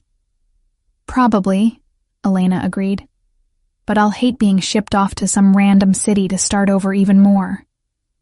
And I'll regret not taking this chance for the rest of my life." Dante took her hand, marveling at how such a simple gesture could feel so significant. "I don't know how to do this. Relationships, normal ones where people care about each other and aren't constantly preparing for betrayal or attack. My world doesn't have a roadmap for that." "Then we'll figure it out together," Elena said, squeezing his hand gently. "One day at a time. Starting with you actually visiting me when I'm awake, instead of sneaking in while I'm asleep like some kind of worried ghost." Despite everything, Dante felt a smile tugging at his lips. "I wasn't sneaking. I was. Checking on your condition." You were reading to me," Elena corrected. "Dr. Tanaka told me. Children's stories. She said you'd sit for hours just reading aloud even though I couldn't respond." Dante felt heat rise in his cheeks, an unfamiliar sensation that he recognized as embarrassment. The doctor suggested auditory stimulation might help with recovery. "Uh-huh. And which doctor suggested reading fairy tales specifically?" "You used to read those to the children in the pediatric ward," Dante admitted, "to calm them down when they were scared, I thought." He trailed off, unsure how to articulate what he'd been thinking during those long hours by her bedside. "You thought they might comfort me too," Elena finished softly. "That's possibly the sweetest thing anyone's ever done for me." "Don't get used to it," Dante said, but there was no heat in his words. "I have a reputation to maintain." "Right, big scary mob boss. Can't have anyone knowing you have a heart." "Exactly." They sat in comfortable silence for a moment before Elena asked, "So what happens now? I mean, practically speaking. When I'm cleared to leave here, do I go back to my apartment? Back to work?" Dante had been thinking about this. "Your apartment isn't secure enough. I'd prefer you stay in a property I control, somewhere with better security infrastructure. As for work, that's your decision. But St. Mary's might not be safe for a while. Even with the agreements in place, Returning to the exact location where you were targeted could invite trouble. I'm not abandoning my patients, Elena said firmly. Those children depend on me. Their families depend on me. I can't just disappear because something bad happened. I'm not asking you to abandon them permanently. Just take some time. Let things settle. Maybe transfer to a different hospital unit where you're less visible. Dante paused, then added carefully. Or there's another option. I mentioned before that I've been making donations to St. Mary's. What if those donations came with a condition? That the hospital create a new program for at-risk children, something that operates outside the normal hospital structure. You could run it, work with the same patient population, but with more security built in. Elena considered this. A private clinic? Funded by mob money? Funded by money that could be doing a lot worse things, Dante corrected. Money that could actually help children instead of other purposes. It would be legitimate, fully licensed, everything above board, just with better security than a typical clinic. You've really thought about this. I've had 2 weeks to think about nothing but how to keep you safe while still letting you do the work you love. This seemed like a compromise. Elena was quiet for a long moment, then nodded slowly. Okay, I'd want to see the details, make sure the medical side is properly structured. But yeah, that could work. It would actually be amazing. We could provide services to families who fall through the cracks of the regular healthcare system. Exactly. Dante felt some of the tension leave his shoulders. So, we have a plan. You finish recovering here, then we set up proper security at a new location. Meanwhile, we work on establishing the clinic. Give it 6 months, maybe a year, before you consider returning to St. Mary's directly. And us? Elena asked. What's the plan there? Dante met her eyes, seeing both vulnerability and hope in them.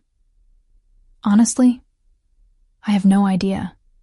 I've never done this before, caring about someone enough to want to protect them from myself. So we take it slow, figure it out as we go. I'll try not to be too overbearing with the security measures. You try not to take unnecessary risks. And we both try to be honest about what we want and what we're afraid of. That sounds surprisingly healthy for a relationship starting under these circumstances. Don't get too excited. I'll probably screw it up somehow. I'm not exactly known for emotional intelligence or healthy communication. Elena laughed, the sound surprising both of them. It was the first time Dante had heard her laugh since before the shooting, and it was like sunlight breaking through storm clouds. Well, lucky for you, I'm extremely patient. Comes with the job. You can't work with sick children without learning patience. I'm not a child, Dante protested. No, but you're definitely wounded, emotionally at least, and helping wounded things heal is kind of my specialty. Dante wanted to argue, to insist he wasn't wounded or broken or in need of healing. But looking at Elena, seeing the warmth and acceptance in her eyes, he found he couldn't. Maybe he was wounded.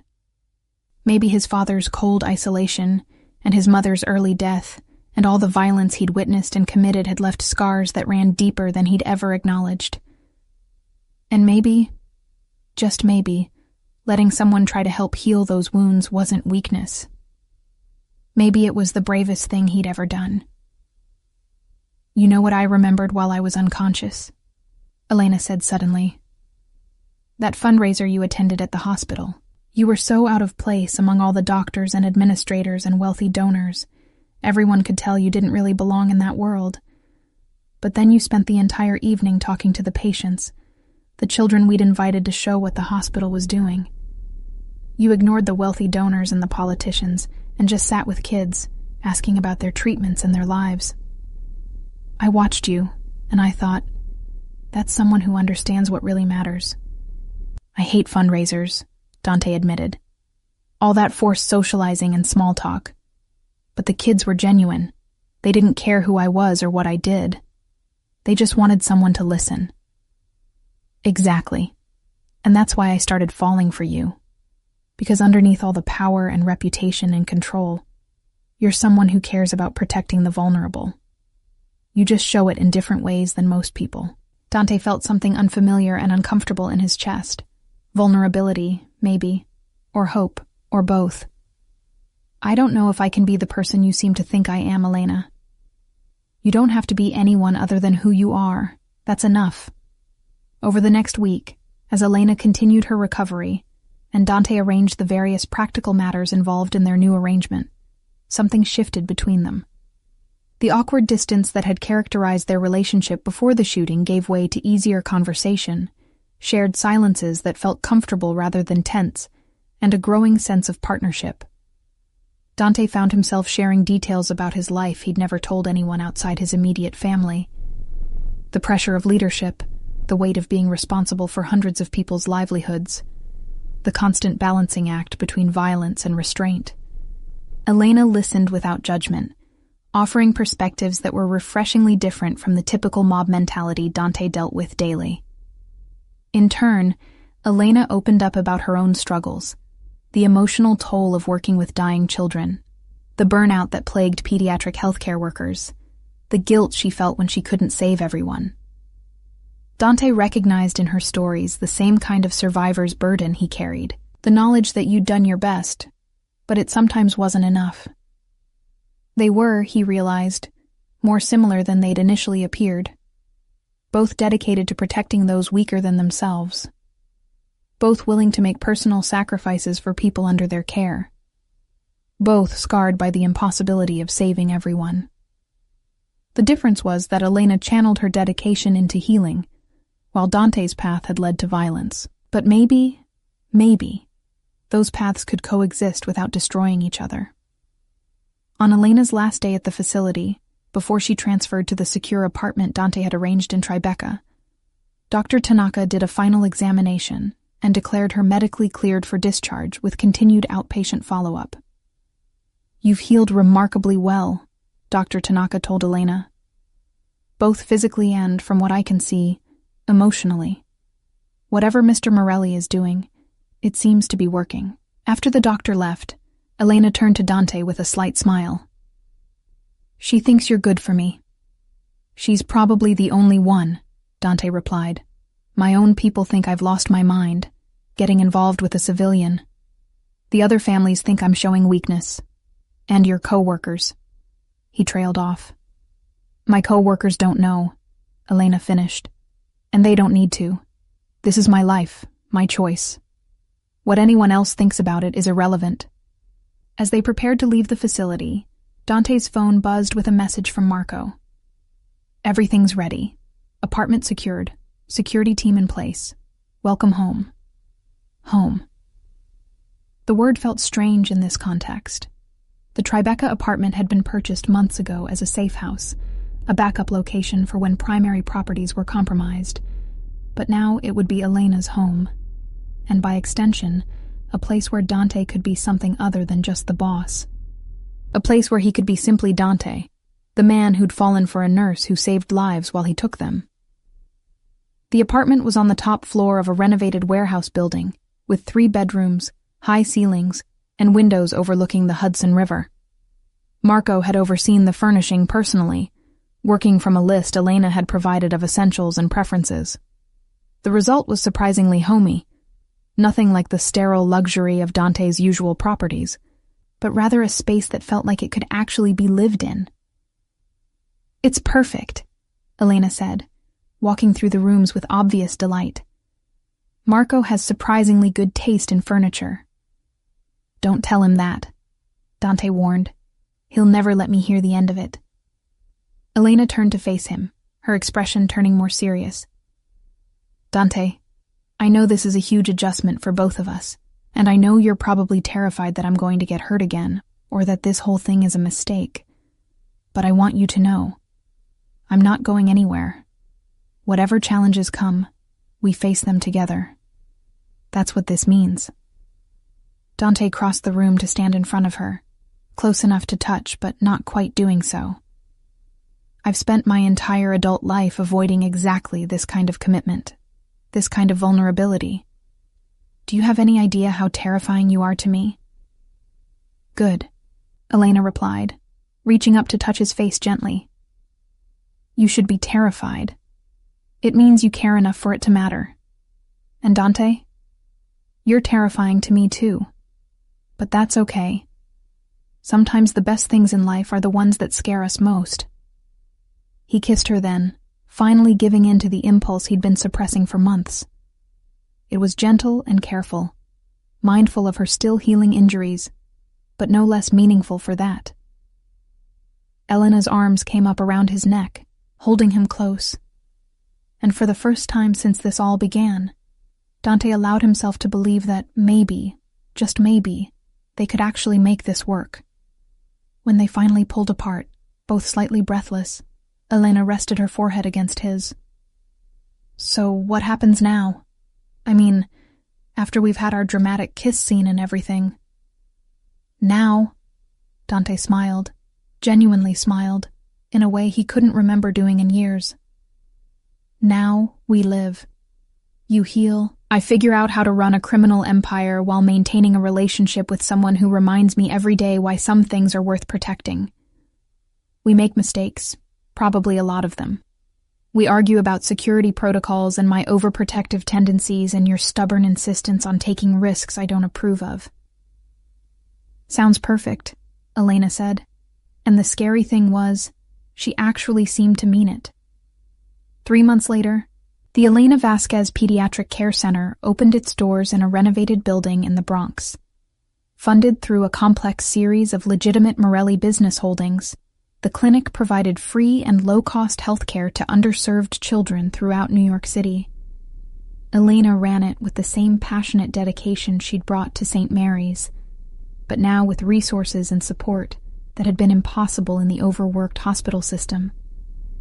Dante attended the opening ceremony, standing in the back of the room as Elena gave a speech thanking the donors, never mentioning him by name, respecting the boundaries they'd agreed upon.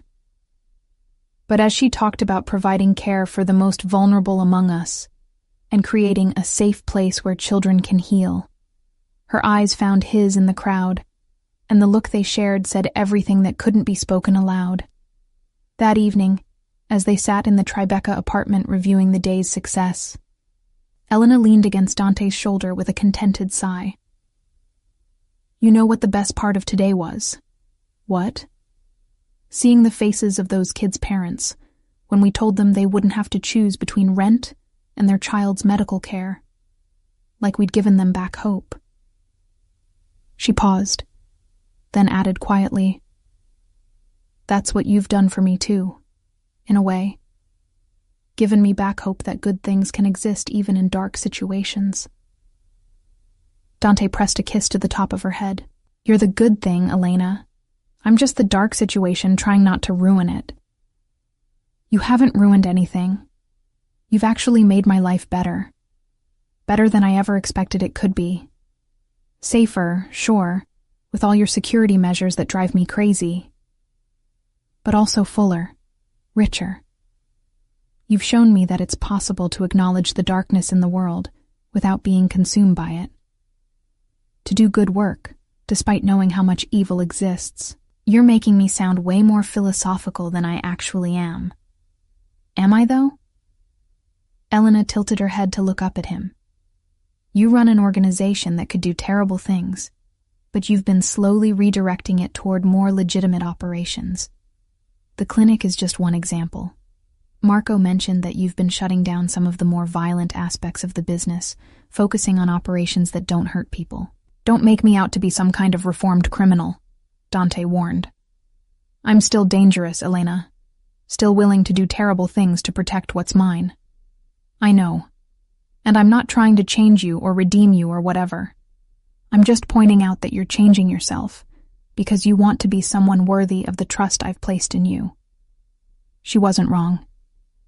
In the 3 months since Elena had come into his life, truly into his life, not just orbiting around it like before, Dante had made decisions he never would have considered previously, reducing the family's involvement in certain black market operations, being more selective about violence, using it only when absolutely necessary rather than as a first option, even talking to legitimate business consultants about gradually transitioning the Morelli empire toward legal enterprises. It was slow work, and there were plenty of people in the organization who questioned whether he'd gone soft. But Dante was beginning to understand something his father never had. That true strength wasn't about how much fear you could inspire or how much violence you could inflict. It was about having the courage to choose better paths, even when the easy ones beckoned. "You know what I think?" Elena said, interrupting his thoughts. "What?" "I think we're going to be okay, not perfect. We'll have bad days and disagreements and probably some seriously scary moments. But okay, maybe even happy." Dante pulled her closer, marveling at how this small woman had somehow become the center of his universe, without him even noticing it happening. "You were fighting for life and kept saying my name," he reminded her. "You could have called for anyone. Your mother, your friends. Anyone. But you called for me. Because somewhere deep down, I knew you'd come. That you'd move heaven and earth to keep me safe. And you did." "I always will," Dante promised. "That's not romance or hyperbole, Elena. That's a promise from someone who understands the weight of promises. You're under Morelli protection now, which means the full resources of my organization stand between you and anything that might hurt you." "Even you?" Elena asked gently. "Especially me." They sat there in comfortable silence as the city lights glimmered outside the windows. Two people from impossible worlds who'd somehow found each other in the darkness. A mob boss learning that power wasn't everything. A nurse teaching him that caring wasn't weakness. Two scarred souls deciding that together they might actually be whole. The road ahead wouldn't be easy. There would be complications, rival organizations testing boundaries, law enforcement asking uncomfortable questions, the constant balancing act between Dante's world and Elena's work. But for the first time in his life, Dante found himself looking forward to the future rather than simply surviving it. Because Elena had been right. She'd fought for life and called his name, and in saving her, he'd somehow saved himself too.